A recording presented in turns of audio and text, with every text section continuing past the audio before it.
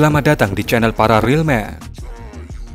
Setelah kemarin pada Minggu 23 Februari, kita mengabarkan kepada Anda bagaimana S-300PS Ukraina menjadi kembang api raksasa di Provinsi Sumy setelah terkena guyuran tungsten stalinium Iskander M.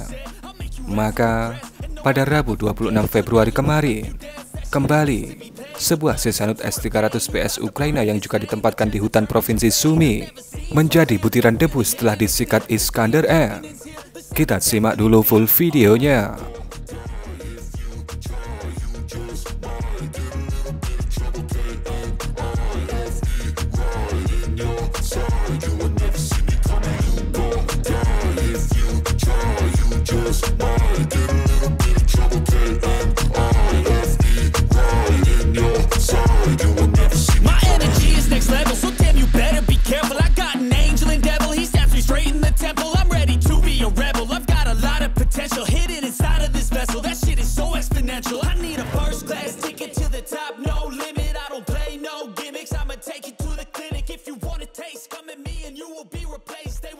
Nah, seperti yang bisa Anda lihat di awal video, di lokasi yang dilingkari ini adalah posisi dari penggelaran kompleks Sesanut S-300PS Ukraina di sebuah wilayah di Provinsi Sumy.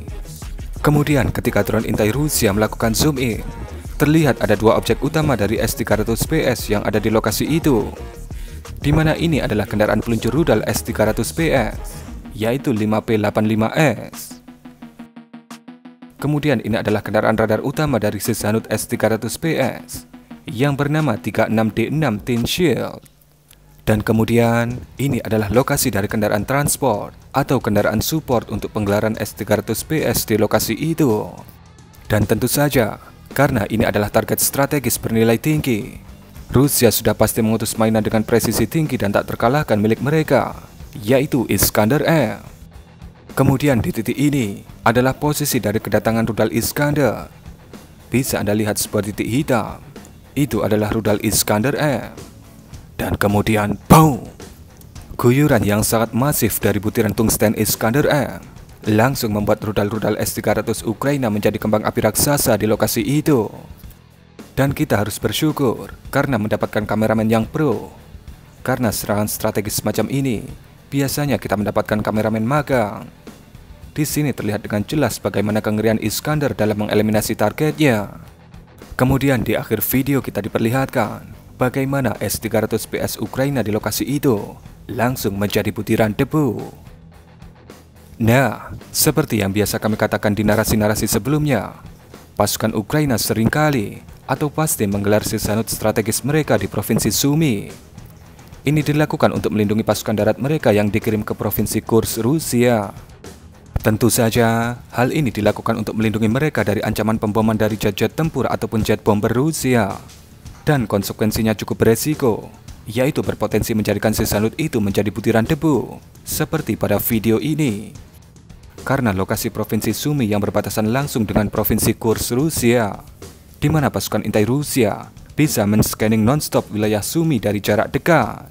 Dan kemarin, ada teman-teman subscriber yang bertanya, berapa harga S-300PS jika dibandingkan dengan rudal Iskander?